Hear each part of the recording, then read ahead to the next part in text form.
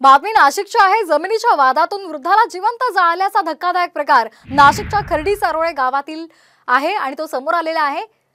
80 वर्षीय कसेश्वर खर्डे यांना डिझेल टाकून जाळल्याचा प्रयत्न झालेला आहे।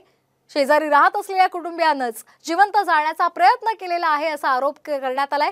आरोपींना अटक करण्यात आलेली नाहीये आणि त्यामुळे जोपर्यंत त्यांना अटक होत नाही तोपर्यंत अंत्यसंस्कार करणार नसल्याची आक्रमक भूमिका नागरे कुटुंबियांनी घेतलेली आहे।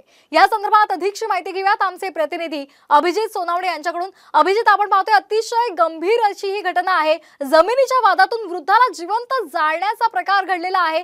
काय नेमके या संदर्भातले अपडेट्स आहेत? पोलीस प्रशासनाकडे धाव घेतलेली आहे का? त्यांचं काय म्हणणं आहे? गुन्हा दाखल झालाय का?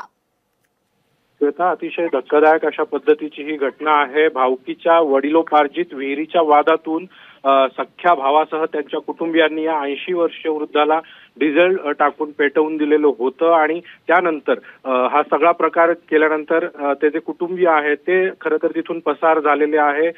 कचरे यांच्या मुलांनी त्यांना जिल्हा रुग्णालयात उपचारासाठी आणलेलं होतं, मात्र त्या दरम्यान त्यांचा मृत्यू झालेला आहे आणि त्यामुळे आता पोलीस प्रशासनाने या सगळ्या घटनेची गंभीरतेने दखल घेतलेली आहे। पोलीस आता या फरार कुटुंबियांचा शोध घेत आहेत आणि जोपर्यंत त्या कुटुंबियांवर गुन्हा दाखल होत नाही, त्यांना अटक होत नाही, तोपर्यंत मृतदेह ताब्यात घेणार नाही, अंत्यसंस्कार करणार नाही, अशा पद्धतीचा पवित्रा नागरे कुटुंबियांनी घेतलेला आहे। त्यामुळे आता पोलीस जे आहे ते सक्रिय झालेले आहेत आणि या कुटुंबियांना ताब्यात घेण्यासाठी आता पोलिसांची पथकं जी आहे ती रवाना झालेली आहेत।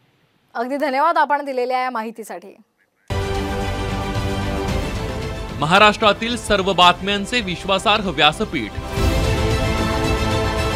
सकाळच्या सर्व सोशल मीडिया प्लॅटफॉर्मला लाईक, फॉलो आणि सबस्क्राईब करा।